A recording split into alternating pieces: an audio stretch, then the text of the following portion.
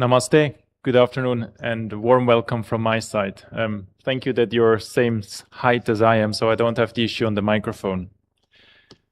Dear valued participants, it's a great honor to be here in India. Always nice to come back and to see the progress of energy efficiency. The big elephant in the room, and obviously elephant has a symbolic meaning as well in India, is the industrial space. Industries consume 40% of the energy here in India and contributes to 25% of the GDP growth. So why not speaking now in the next 70 minutes about energy efficiency in industries? It's actually great to see that with the target to 2047, there is a long-term vision that also India has, and that is important. Why? Because the policy landscape needs to be long-term and stable, that industries do invest in the country as well. So therefore, let's use this opportunity. We have seen that energy efficiency as such has also changed the narrative. We heard it in the morning. Suddenly energy efficiency becomes an energy security topic. Who had thought this 5 years ago? 5 years ago, energy efficiency was just known for a CO2, for a sustainability perspective. Nowadays, it has changed. Energy efficiency is at the cornerstone for energy security, energy availability, and for industries about the competitiveness landscape to sustain also tomorrow. So, first, a big congratulations to India. India has succeeded last year in the IEA's report, International Energy Agency's report that came out towards year end, as the country that has shown the biggest energy efficiency progress. As a recap, we have to achieve by 2030 the doubling energy efficiency goals. There are already rumors that the world is not able to make this happen. So there are already plans on what then. But it's good to see that we have the possibility here in this country. And obviously from the many discussions that we are having, the ones that obviously are a bit more familiar, like the minimum energy performance standards, India has there still a big role to play. Today, India is standing at the MAPS 2 for the low voltage motors as an example. There's a huge uplift potential because every MAPS you grow, you have another 10% at least on energy saving. So I would like to see here obviously as well more moving forward.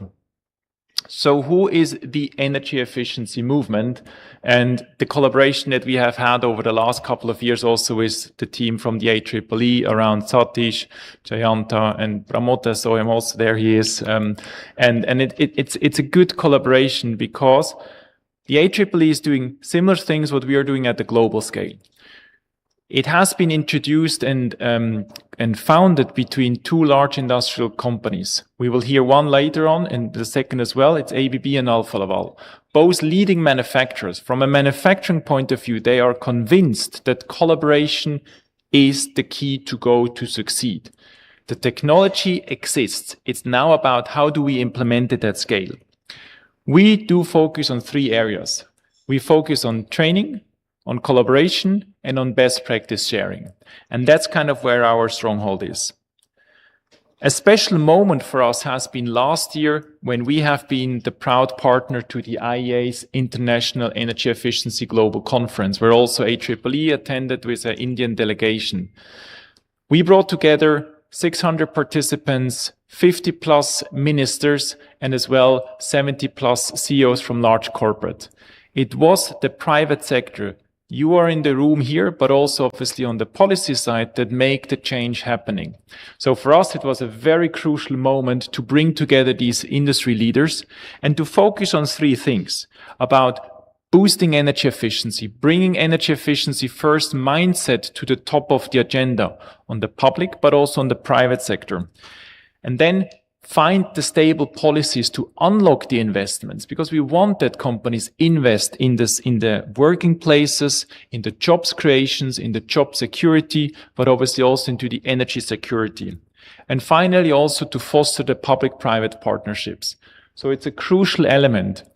The outcome from that conference was on the private sector, the 4-point CEO action plan that has been supported by many private sector leaders and even by around 20 companies up from the conference that has committed. What we see here, those are global companies. Unfortunately, no one from India. So I would like to see this year, when we have the 11th conference in Montreal end of June, that we see a strong voice from India, because you have it, you can do it, and you are showing it already by the numbers and by the results. So that's my small call to actions for today as well. So if we want to move further into the barriers that we see today, because somehow there must be a reason why we all gather today. It is not because it is so easy to implement. Energy efficiency is not tangible. It is everywhere. We heard it about the appliance side. It's about the heating and cooling. It's about in the equipment that we're using and so on. So there are barriers to overcome. We have released recently a report that talks about the barriers, and we also looked into the Indian market per se. Have you known that, for example, 1 out of 3 companies, they struggle to set the priorities in terms of investment over the strategic orientation of the organization? So this is one of the biggest barriers that we see today. The financial concerns is everywhere present. More than 40% see finance as the biggest barrier that is undergo. But the problems are actually deeper. We heard it today as well. It's about the skills. It's about the recruitment of the new talents. And we will hear potentially also more about this Generation E later on today, also what is going on in that space. So there are possibilities to overcome. Finance. Try out to have a dedicated energy efficiency budget. Then you don't need to compete with operational expenses versus CapEx expenses. So try new things out. Try to find way also how can you insource your funding. And I've just heard before, there are also financial possibilities around there. If we look a bit into the second barrier, it's the infrastructure. That can be at small size, but also at big scale. Infrastructure is usually outdated. It's old and it's not everywhere maintained in the same way.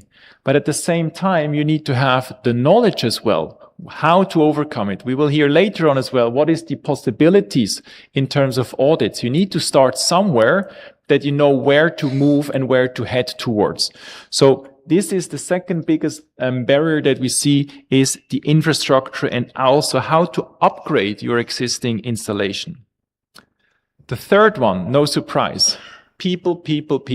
Yes, we have artificial intelligence nowadays, and we can now debate about the energy usage and so on. There will be more energy saved than used by the production of AI environments. But the people are the key for success. We have many outdated, being it power plants or whatever. If you don't have the right skill sets in place, you will not be able to move the needle there. So embed training into your own company's goals as well. Leadership, as said, it starts from the top of the organizations. Make sure that in the organizations where you're in or where you work or where you're even heading the organization, that you bring energy efficiency at the top of the agenda.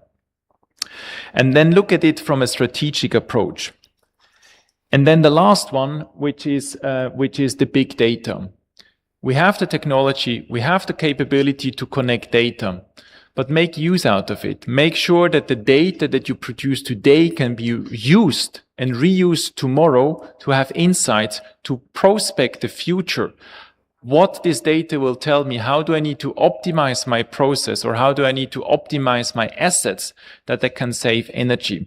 So without structured data, there is no way to use also AI because it will not help. AI is at the end an algorithm that builds on existing data and tries to see a pattern or foresee it much quicker than the human brain works. So start slow, start at low level with visualization of dashboards. Start to understand how your assets is running and then start to deploy the first level of AI and obviously the advanced technology. The good news, the technology exists. So what we have brought out here, a report that with 10 key actions, industry can save 11% CO2. What does this mean? That's roughly 60% of the combustion engine cars that are today driving. That gives a financial impact of $433 billion, which is roughly 10% of India's GDP. So there's a huge potential, also financial benefit from the actions. At the end, the story is very simple, and there is more to read if you want, but it is, you have to start with your energy efficiency foundation. Start with an audit. You need to know where you're heading. If you don't know what you have in place, it will be difficult to scale to the next level. Once you have understood your assets, and maybe you have also switched off certain assets because they are either overdimensioned or not in use, then you can start to invest into assets that save energy. And we will hear afterwards in the panel discussions more from the examples. And then the third is about the insights. Make use from the data that we have heard before. Take the advantage and build up on this one. So with this, I would like to conclude and really take this as a call to action. The technology is available. Scale what works. Start at the level that you can show quick impact and quick positive response as well. It is important because if you're not able to scale and if you're not able to collaborate, then it will never fly. You need to show the benefits, the return on invest of your assets, because that's the difficult part of energy efficiency. You can have as many stars on your equipment as you want. You can have as high as possible your minimum energy performance standards if you want. If you're not able to showcase the benefit and talk about it, how it helped to optimize the process, how it helped to optimize your operational costs, and also how it optimized to save money at the end of the day with the assets, it won't help. So take usage, collaborate across the silos, and then at the end, it will also enable the finance. The better the data is around, the easier it is to get financial support, because then there is an evidence in what financial institutions or other organizations like CLASP, for example, they also support on this manner or on this side. So how to make use from the invest if you have the data. So with this, I would really like to thank you for the attention. And now it's not about me; it's really about the insights that the panels will bring today from an industrial perspective. Thank you.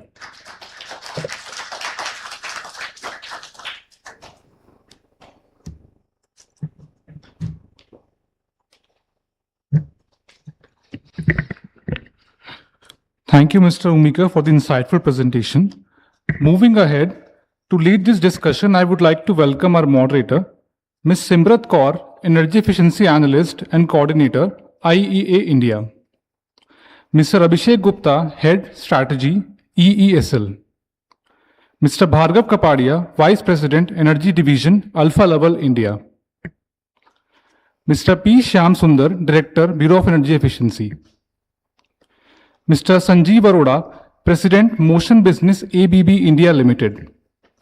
And Mr. Sukrit Malik, CEO and Co-founder, Energia.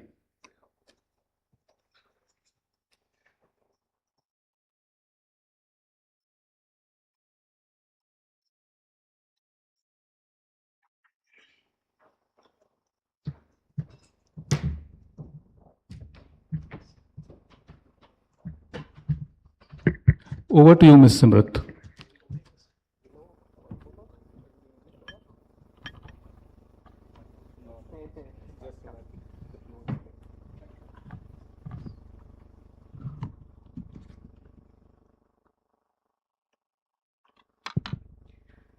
All right, good afternoon, everyone, and a very warm welcome to this thematic session where we will be diving into industrial energy efficiency and the role it plays in enhancing industry's competitiveness. We are joined today by an excellent panel with leaders from government, industry, technology providers, and finance. My name is Simrat, and I work with the International Energy Agency as an energy efficiency analyst. We heard from Mike, who delivered an excellent presentation on the role of industrial energy efficiency in India's progress. And I want to add further by saying that, maybe you've heard this already, but IEA analysis shows that the world is not yet on track to meet the global target of doubling energy efficiency progress.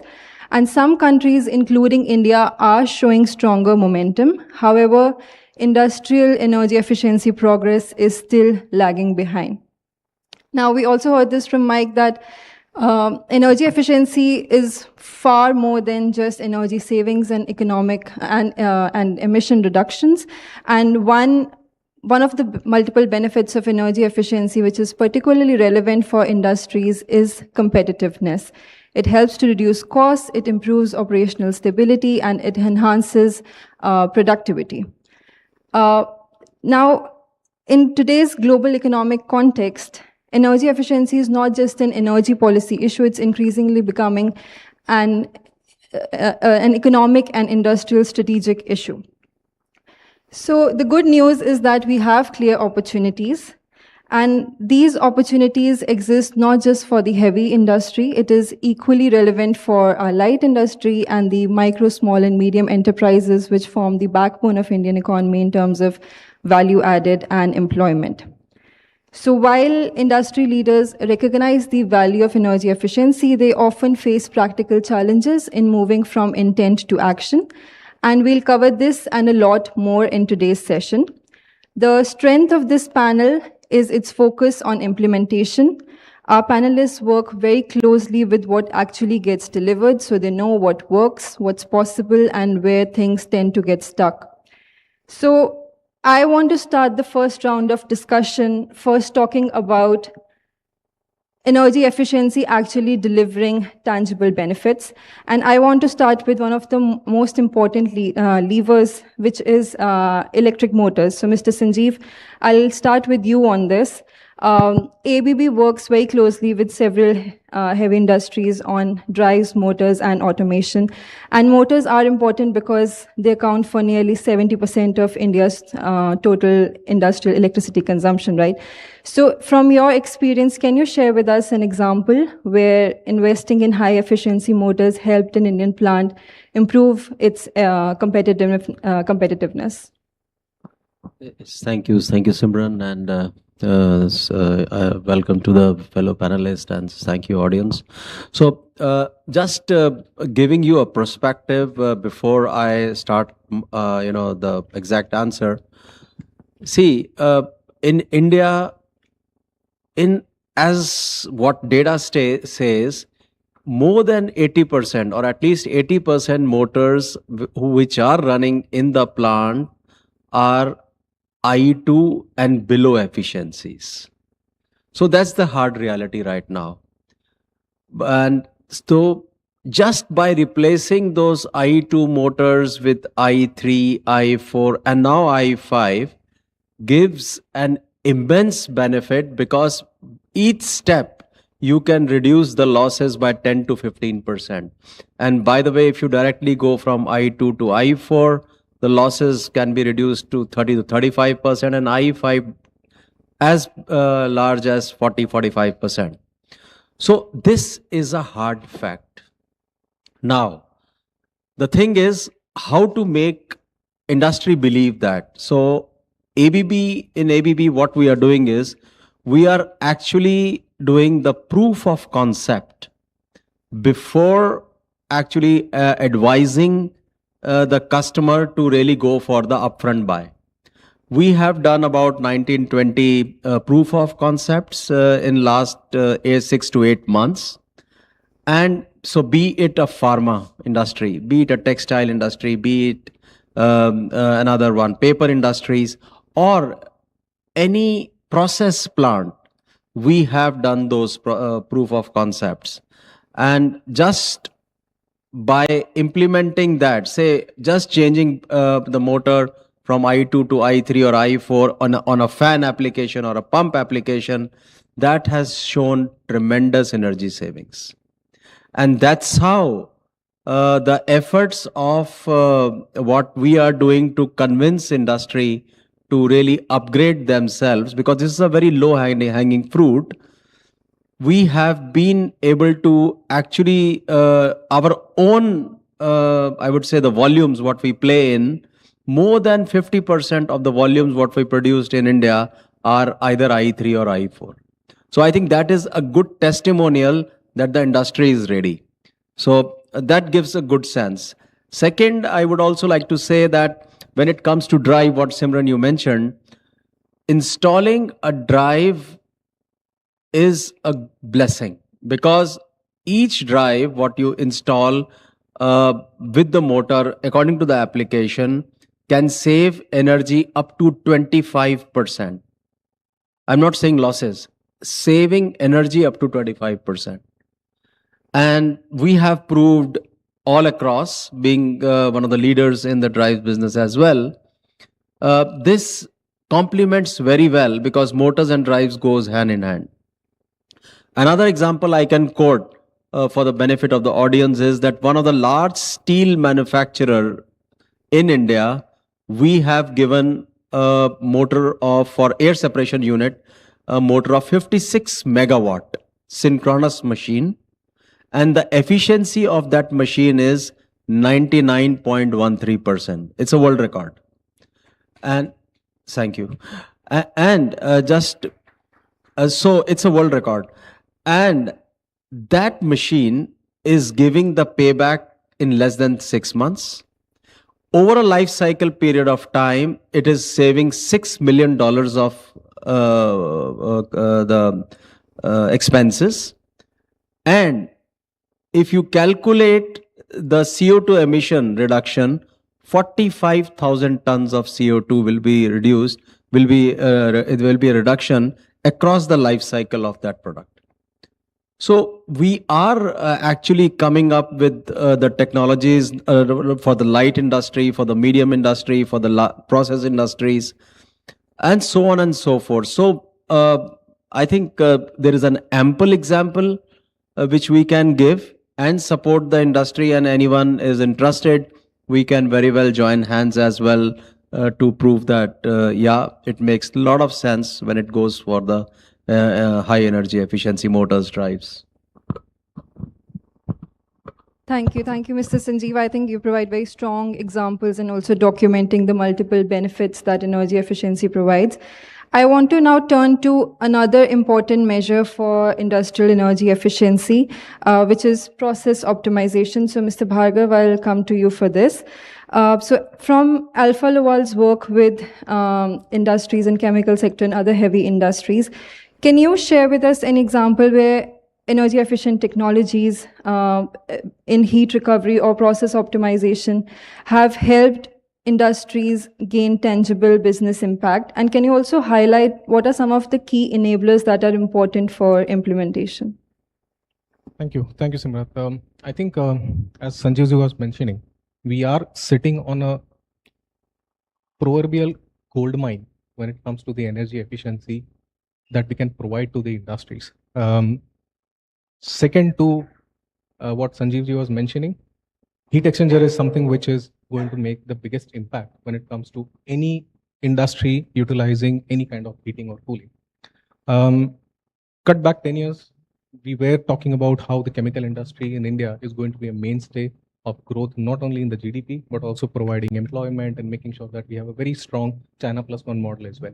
So it made a lot of economic sense for the government as well to push that sector into making sure that we gain that driver's seat.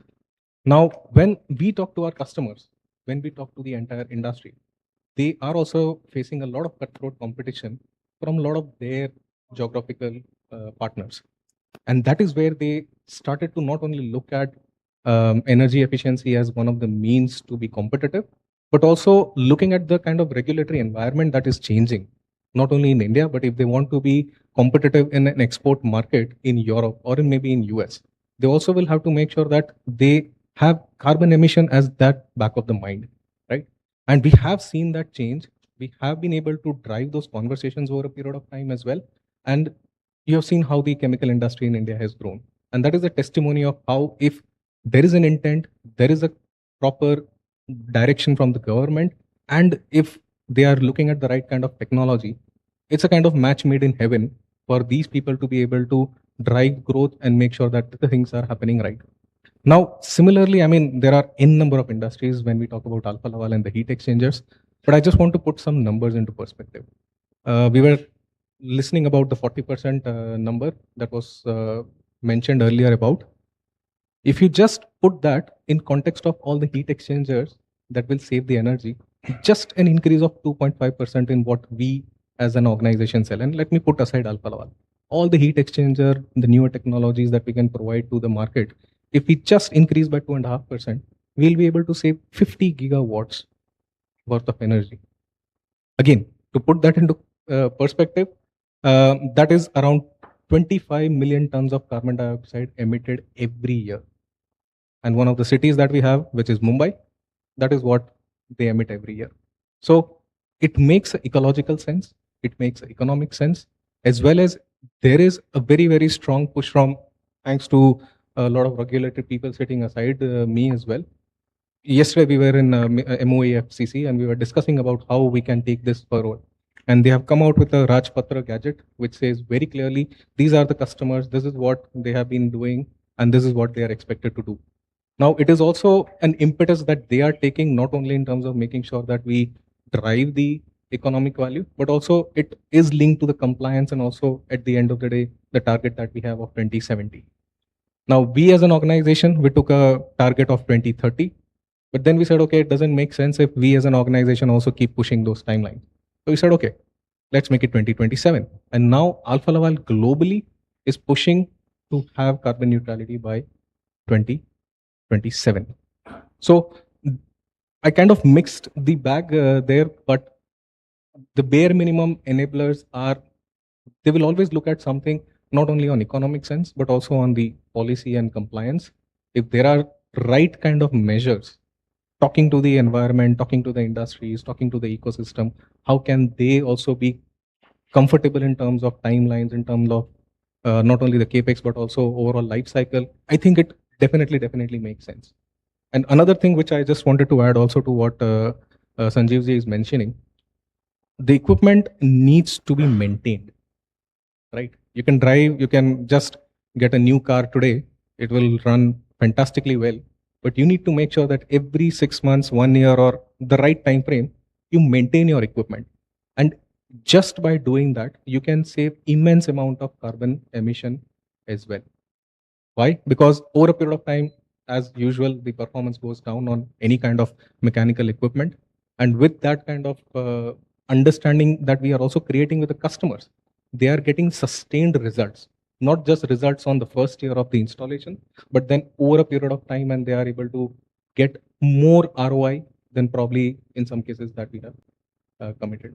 So that in nutshell is probably how we have been able to crack the code in India. Great. Thanks, Mr. Bhargav.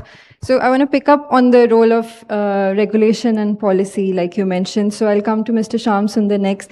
So, Mr. Sundar, the Bureau has implemented landmark programs like the Perform Achieve Trade Scheme and recently with the Aditi scheme. So could you talk to us about, from the government point of view, the impact these policy instruments have had on industries in terms of helping them improve their efficiency, reduce costs, and remain competitive?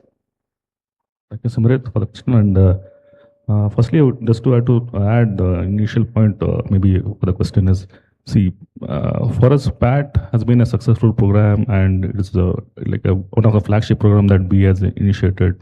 I would say these are the early mover in terms of, if you say, large-scale energy efficiency program in the country. PAT has really created an impact, especially starting with large industries. I would clearly say that earlier we started with the 478 designated consumers. Now we have grown to 1,333 DCs. So that itself is a great success for us, because the entire 1,333 units together have a stake about 60% of the energy used in the industrial sector. So one thing, we have captured that amount of energy consumption in the industrial sector, where we are closely monitoring their performance and nurturing them towards best energy efficiency practices and educating them which are the best technology they can avail. However, they are into cap and trade mechanism, so there is no physical incentives in this mechanism, but it is all internally driven based on the success, and they mutually exchange the benefits within the program. So I would say that is a great success, and this has triggered many other programs, initiatives for industries as a whole. So that's when we thought of having, why not a similar PAT program for MSMEs. So we did a lot of brainstorm exercise, and finally we found, because MSME can't be seen as a designated consumer, but they themselves has their own intrinsic challenges in terms of adoption of energy efficient technologies, or even pursuing a basic energy management practices in the facility.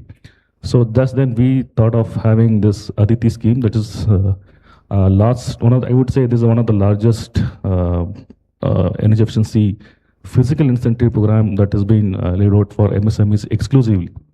So it is giving inter-subvention access to the MSMEs, and also complete handhold support for the industries or beneficiaries in the scheme.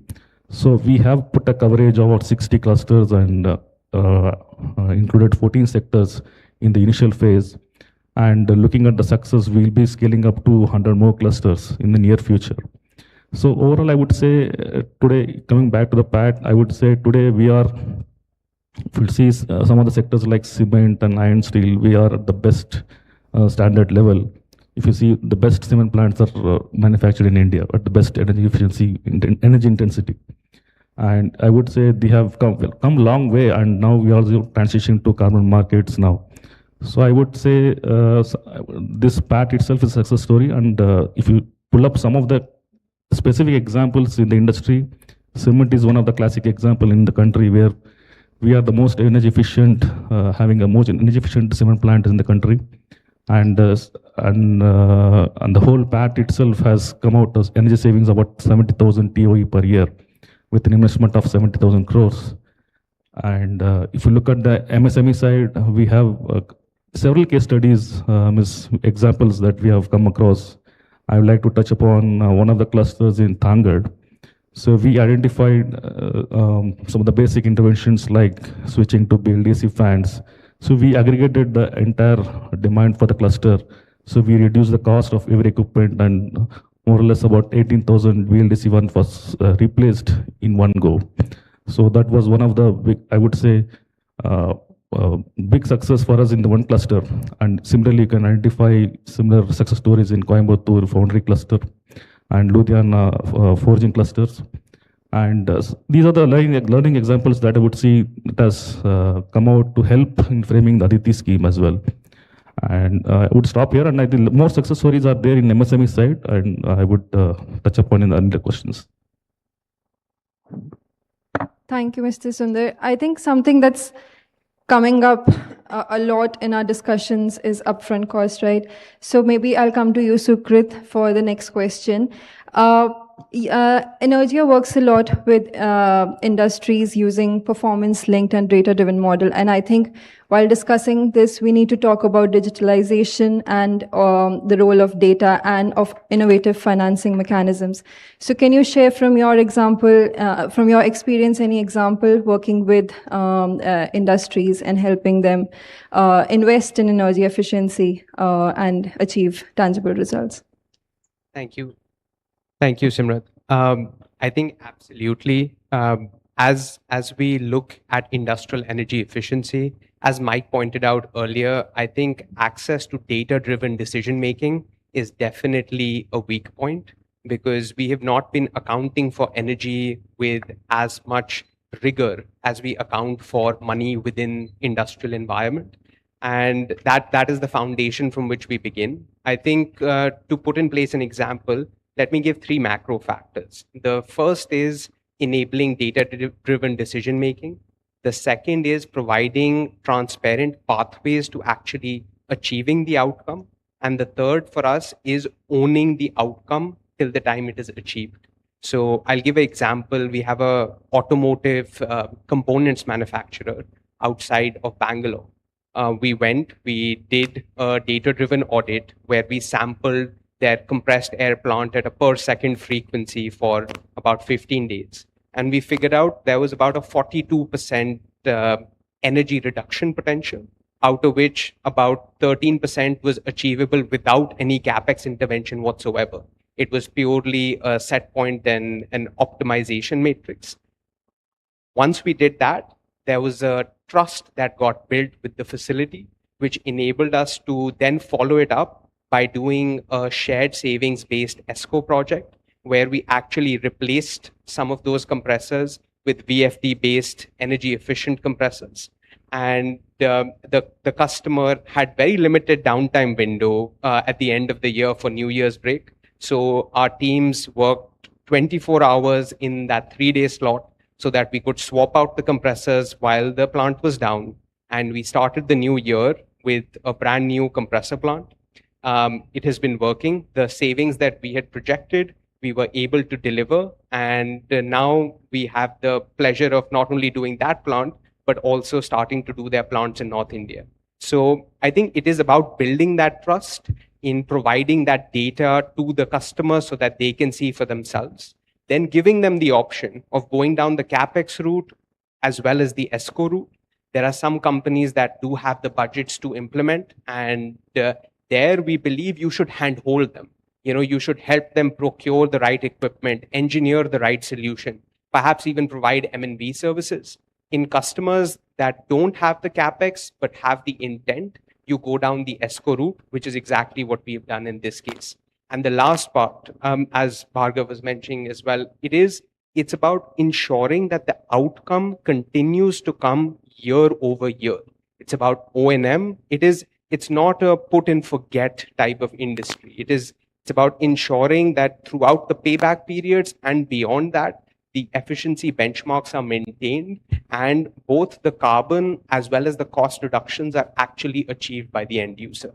And I think that's where the ESCO model or performance-based models really help out, because they shift the ownership onto the ESCO. And look, we deal with a lot of industries in pharma, automotive, across the board. And we see that the customer's key priority is actually production or sales, or they have their energy efficiency is not the first or second priority for the plant management. We need to be the people that go and own the priority so that we can take it off their table and ensure that they get the benefit, and so does the environment. And I think that'd be it from my side. Thanks, Sukrit. I think you talked about trust, you talk about data-driven decision-making, and also that efficiency is usually not the first priority. So let me take that point and come to you, Mr. Abhishek. You've heard from all the panelists, you've heard what the possibilities are. So I'm going to come and ask you for your reflections that how do we sort of shift this mindset and make industries realize that efficiency is not just a compliance mechanism, it moves beyond that and could be a strategic lever for businesses. Could you share your reflections on that? Sure. Good afternoon all. Thank you for giving me an opportunity to be here. I think a lot has been spoken since morning and in this panel as well. What our experience says as far as MSME is concerned, for energy efficiency, I think the single most important thing is the persistence with the client. What we have seen, convincing an MSME player is as hard, maybe the second hardest, if you compare it with convincing your spouse. So, because what we have seen, data very, very clearly speaks. Okay, this is the kind of saving which you're going to have. But when the actual investment related decision happens, it becomes very tricky. And at times we have seen that despite having very much clarity about payback periods, savings and all, MSME is actually not equipped or financially sound enough to take that plunge. And wherein specific initiatives related to ESCOs, I'm thankful to Sukrit the kind of initiatives they are making for chillers business, if I understand correctly. Motor is something where we see a lot of potential is available. And we are working on that through our NMRP program. And interestingly, through some support we have been able to get from our partner organizations, we are providing free of cost energy audit for the motors on sample basis. And that is definitely helping us to at least make sure that the industry is able to understand what is the kind of savings they are going to have. We're also running our own escort programs around motors, and that is also getting good traction, I should say. And thanks to Bureau of Energy Efficiency and Ministry of Power for coming up with Aditi. I'm sure this is going to have good intervention and final implementation on the ground. Second thing, what we have seen as a major bottleneck with MSME is the awareness creation. We have not actually been able to reach out to the MSMEs who are actually requiring that kind of support. So to do that kind of initiative on a first level basis, we are tying up with Andhra Pradesh government for providing energy audit and water audit services to specific MSME clusters who are energy intensive and who can be the right players to take the plunge toward higher efficiency solutions. I think that kind of model, if that is backed by some good level of payment security mechanism, I think we can have good transformation happening starting from Andhra Pradesh to start with. Thank you. Thank you, Mr. Abhishek. I think so far we've heard from all our panelists that the solutions exist to improve industrial energy efficiency, and they have been delivering, there's evidence of them delivering tangible benefits to businesses. The question now is that how do we scale this up? So in the next round of discussion, I want to focus a little bit upon the barriers and the opportunities. So maybe Mr. Sanjeev, I'll start with you. We heard from Abhishek about awareness. Sukrit mentioned CapEx constraints. We know a lot of facilities still operate with legacy equipment, right? So can you share your reflections on what is preventing faster upgrade? What is the biggest barrier? And also, what are your reflections on how do we overcome these barriers? Thank you. And I can only add to what Mr. Abhishek has told. See, just again starting with some data statistics. In India, the motors which are produced, that is publicly available, the number of motors which are produced and the kilowatt which is produced. Say tomorrow, if there is a way we all decide that we will not produce any IE2 motors and we will upgrade to IE3 motors, the motors which are produced in 1 year can save up to 2.7 terawatt hour of energy. That's the potential, just from IE2 to IE3. And if we take another bold step, we go directly to IE4, the savings is 3 terawatt energy. In the first case, it's actually equivalent to, say, a state of Meghalaya's annual consumption. And then we were just comparing. And then maybe the second case, 3.7, it could be as big as, say, Puducherry. So, coming back to that, stating that this is the potential what we are talking. And this saving is annual saving, year after year after year.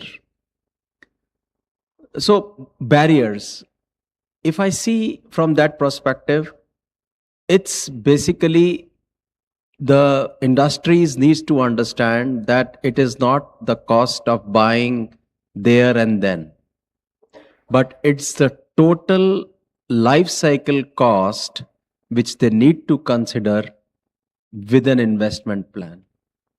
And that should be a real focus. When I see that the entire life cycle cost and the cost of the product is just 5% or maybe less. So that understanding is again, as Mr. Abhishek was also mentioning about the MSMEs and the small and medium size industries, that bottleneck needs to get removed. Secondly, when we talk of the ease of operation, so when we talk of the operators or the shift in charge, nobody wants to change because everybody wants tried, tested, foolproof, and if there is any problem, they can be on top of it. So these are the barriers, or I would say the perceptions, which are creating a barrier. So if, in my opinion, if we can go for a application which is the least of the I would say the criticality, start with that and then grow up. But here, there is, I still believe that there is a very fragmented approach. So there is a managing director who has to decide something, the operator has to decide something, the supply chain or the procurement manager has its own targets, and sustainability is working in some other direction. So the thread needs to be common. And when the right from the operator to the procurement to the R&D to the sustainability till the CFO and CEO, if they are having a common thread of understanding of the product life cycle cost, I think this would be an easy affair. Coming back to your point on awareness part, I think it is also the industry's responsibility. That how we are bringing the top-notch technology to India, producing locally, and making it provide for the the longer benefit of our customers and the country. So, apart from doing that, what efforts we need to do to make them aware is one of the proof of concepts. We are talking to consultants. We are going and discussing these things with the R&Ds of large and, of course, not that to the medium size, but at least the large industries. And definitely with the support of BE and others, I think the game changer can be. And we were just discussing over a coffee that how BE had really introduced the STARS technology 15 years or maybe more back when people were not even thinking of energy efficiency. And I think that's a great effort. And now when people are aware, it's not that difficult to really bring those policy decisions where people and the industries would support. So overall, from that perspective, I think the awareness part, the proof of concept, how it has to be a common thread on the capex part, and then a good understanding of the technologies. I think these are the things if we threaded them together. Because, and of course, I was discussing with one of the managers and he jokingly said the easiest part to sell the energy efficiency theme, let's go to the CFO and, rather than going to an R&D person or a supply chain person. So we should make sure that the technology which comes is good for planet and good for pocket, then it works. So that's my comment. Thank you. I think I'm going to take that point on technology and come to Mr. Bhargav next. So we have proven technologies, but adoption remains slower than expected. Mr. Sanjeev talked about organizational barriers and awareness problems, and also the support required from policy. What do you see are the main barriers? Is it financial, organizational? Is it technological? And what are your thoughts on what are the solutions to this? I think we probably might need to segment the problem and see it in a different way. I come from oil and gas background, so they have been doing optimization for n number of years because they know every single drop of oil that goes in and the output that comes out, you multiply that by millions of barrels every year, and you automatically see the value in whatever you are putting in.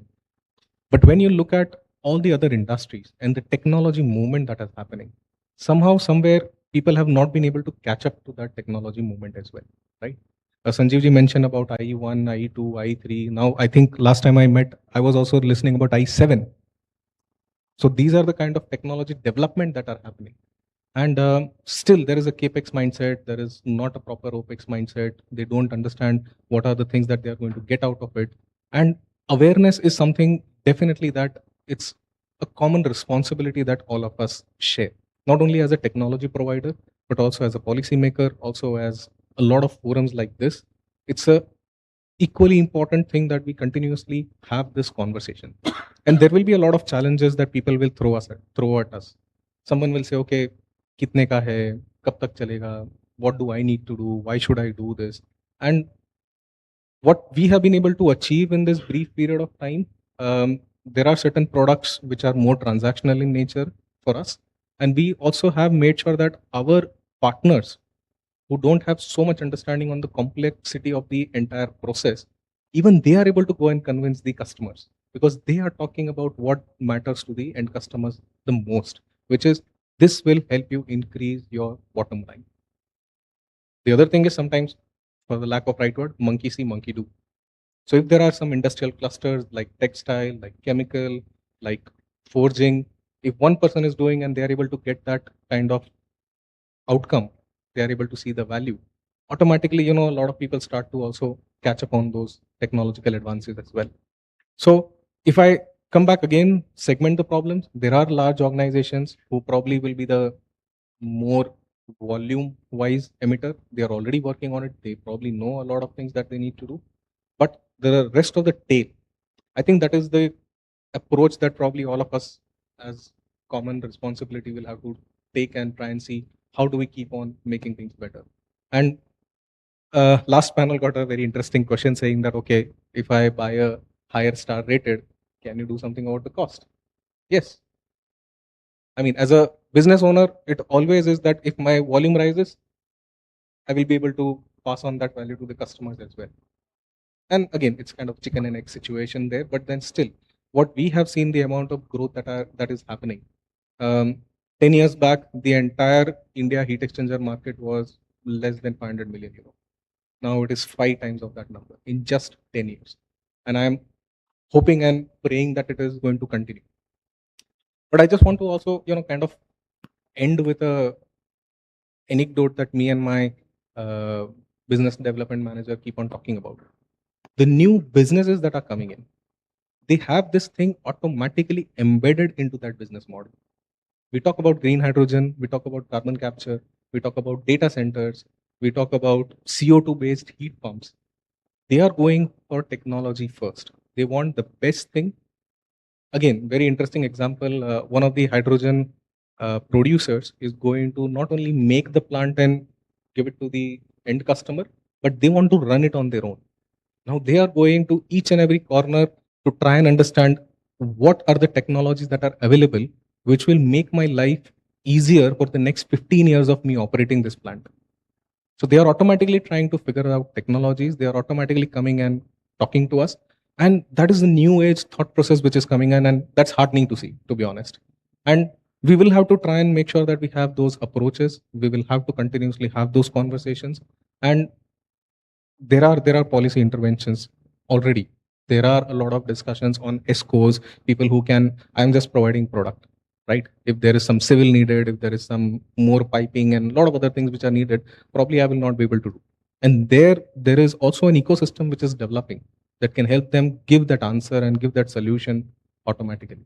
So things have moved on quite significantly. I would not say that we are still in dark ages, but yeah, I mean, to be the developed nation, to have that dream come true of India having, the carbon neutrality or net zero, whatever is the best for us, I think it's a common approach that we'll have to work towards. So we don't shy away from it. We continuously have conversations. We also make sure that our people are understanding what exactly does the market need. Not everyone will have the same kind of need. So you might also have to have specific ways to convince those guys. But yeah, I mean, future is bright. That's very encouraging to note that the new businesses are coming with energy efficiency first principle and trying to gain a competitive advantage here. Let me come to Mr. Shamsundar next. So B works quite a lot with MSMEs as well. Maybe we can try and bring in their perspectives also into this conversation while we're talking about barriers and opportunities. So can you talk about what do you think MSMEs are still struggling with the most when it comes to investing in efficiency? And what do you think? How do the policy frameworks need to evolve in the next couple of years to overcome those barriers? Okay, thank you. Firstly, I would like to have a slight deviation from all the panelists who have expressed their key barriers basically on awareness. In my perspective, also in B's perspective, what we have realized is MSMEs are aware of what is the trend of latest technologies currently available. So they often keep visiting business meets, various expos, and there have been a lot of exposures. Also, been many enterprises travel to abroad and they learn about new things. It is not that we tell them what is the best, but they already know what is the best technology available globally. But only the barrier what they're facing here in India is kind of a ease of doing business.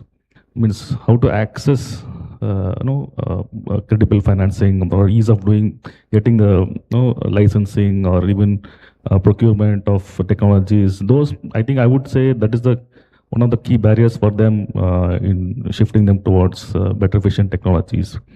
And in terms of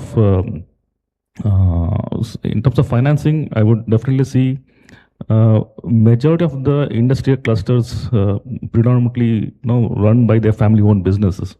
Those enterprises who are operating generation after generation, I think they have been nurtured and been guided generation after generation, and they have been performing very well. But in the case of a standalone and new enterprises who have just emerged a few years back, so they are currently handicapped with they don't know which way to access, but they are largely depend upon various vendors and consultants. Because they participate in various forums, because they were the only possible way of learning about new measures and initiatives is only the word of mouth, or maybe the information what they get in the association forums. So for them, it is a big challenge. I would say that is a major chunk of industries who are not quite aware of the latest trends and technologies, at what cost each technologies are available. So they rely on the vendors and the marketable options that they get and quite vicinity to them. And secondly, I would say I would also touched upon ease of doing business and also access of resources. And other barriers is today is the right credit facility at right time is crucial for them, because largely many enterprises, they're largely bind to various credit programs in state level or central level. But in terms of accessing some new technology which just emerged, but they want to shift. But for the time, I think they're already in debt at the moment, but they have to wait for the clearance of previous debts. And again, they will take the better loan for expansion of projects. So they look forward, I would say the right time of credit facility, availability of right credit facility is also one challenges. And the opportunity, what I feel here is, anyway, leaving aside the large industries, MSME have greater potentials in terms of unlocking energy efficiency in the country, because that is the sector which is untouched in the country as of now. And in terms of, you see the credit facilities are available in the financial institutions. Just for example, I had interaction with quite a number of banks during the framework of Aditi. Just in one bank has a credit facility of 18,000 crore per year is the kitty they have to give to MSMEs. But there is not much of an uptake that's happening from them. So largely because of compliances, and they don't want to get into burden of too many documentation process. So they largely what they do, they take help of local financing options like NBFCs. So that's the only way out for them, because to get easy access of funds. And I would say India has to prepare our own climate finance taxonomy, because we need to classify ourselves a methodical, maybe a clear technology-wise taxonomy, a classification of technologies, which would be the crucial point for us to plan ourselves, which is the technologies that we have to support towards credit guarantee, which are the technologies or measures we should support towards interest subvention, which are the technologies we should support for capital subsidy, and which are the new technologies that we can upfront support for a better financing program. So for that, now to plan ourselves in a more structured financing program, so we need to have this climate finance taxonomy at the place. I would say overall we have a greater potential because we have longer goals to go ahead. And in terms of the vision of Viksit Bharat and what we have pledged as of now, I think we are just seeing the light at the moment, but we have a long road to play. Thank you. So I think what we hear from you is that awareness isn't as much a barrier for MSMEs as is ease of doing business or access to financial resources. So let me take that point and come to you, ESL, and get your perspective on how ESL views this challenge of upgrading MSMEs at scale. And what do you think would be the best sort of models, financial, technical, or institutional, that shows the greatest potential for cluster level transformation? I think MSMEs would definitely need government support because whatever changes, if they have to brought in at a structural level, that can be very well done through the government initiatives. We are talking about I2 as the minimum efficiency class as of now. Gradually we will be moving to I3 for sure. That itself will be an important initiative to move up in the efficiency ladder. Second thing about the state level intervention, we have seen so many initiatives by the state governments as well as central governments about promoting MSMEs to do their business, doing ease of doing business and all, making some export promotion related activities as well. But a specific initiative related to efficiency is something which needs to be streamlined and mainstreamed. That is something which is currently, I think, missing at a state level. We strongly feel that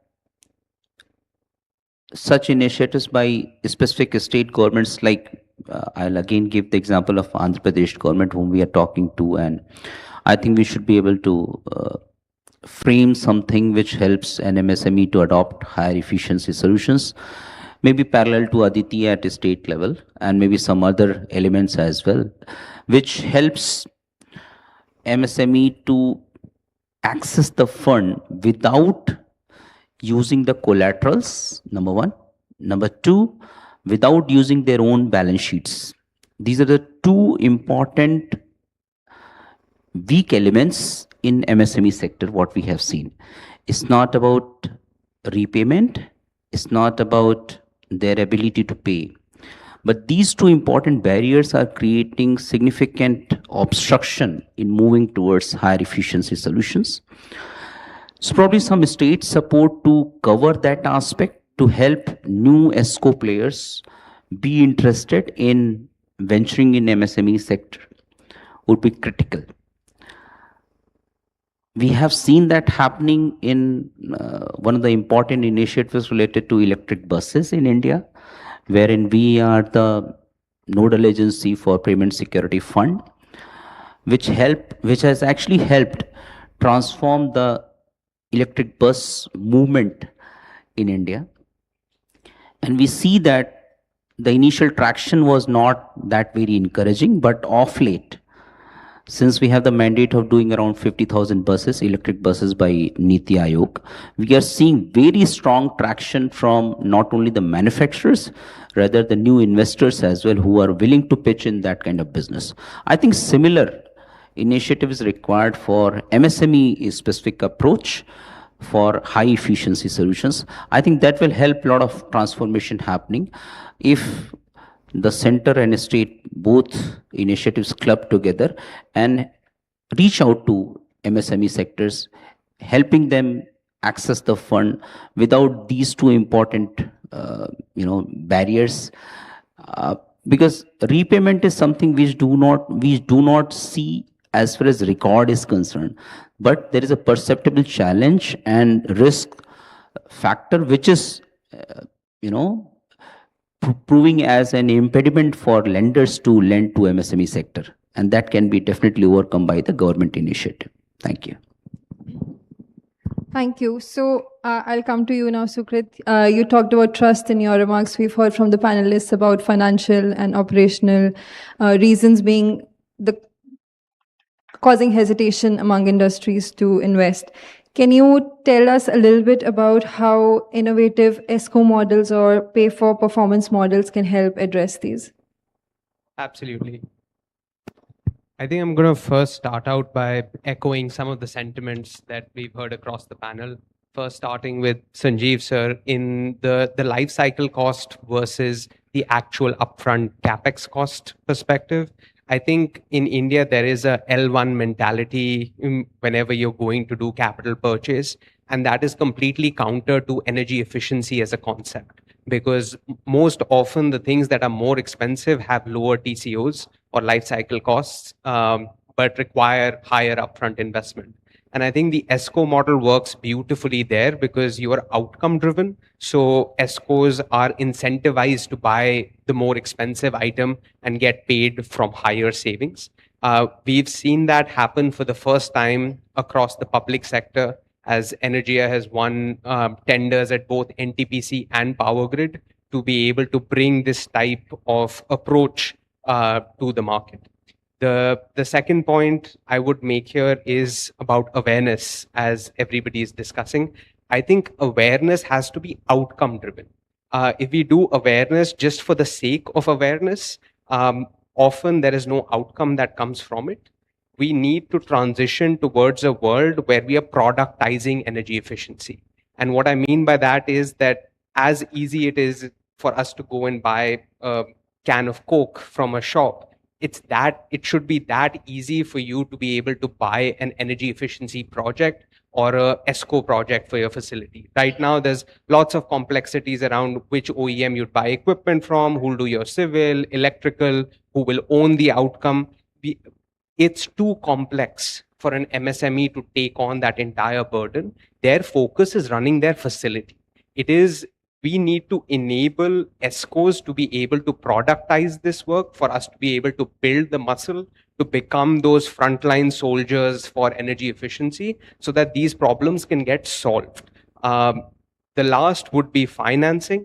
I think lots of schemes exist to help MSMEs get access to capital, but not a single scheme exists to allow ESCOs to get access to capital.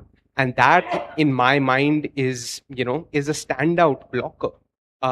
There was the PRSF facility from the World Bank that existed, which elapsed in September of last year.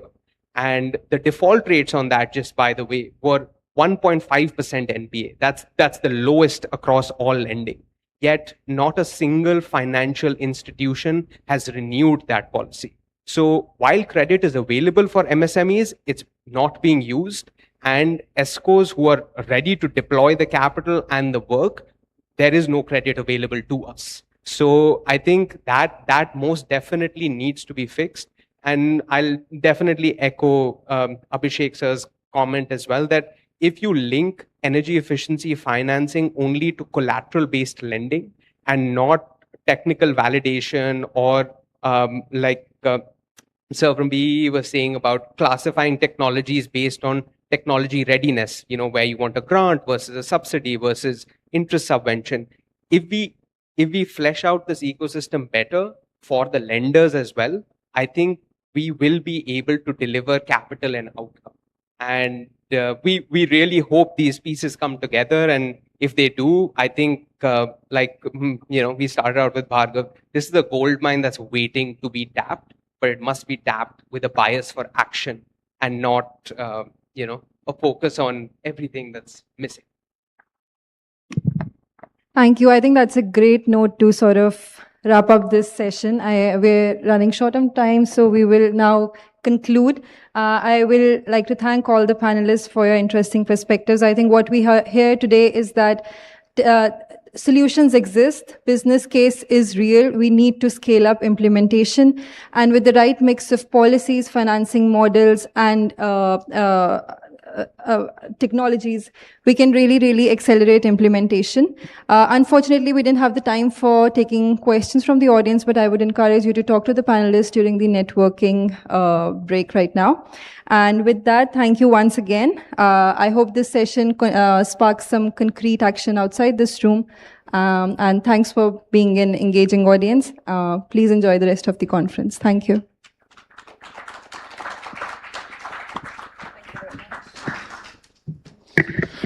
Thank you to our panelists for highlighting how industrial energy efficiency can be a strategic lever for decarbonization and energy security.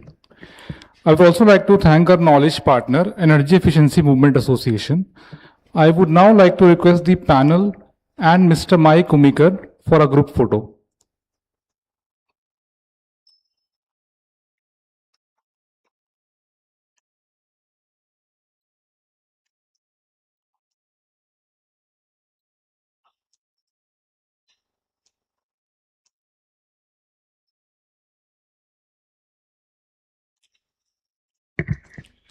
Thank you so much, everyone. We will now take a 20-minute networking break. Tea and coffee are served in the foyer. I request you all to be back in the main hall by 4:50 p.m. for our next session. After the break, we have a very special session on culture of energy efficiency and climate action.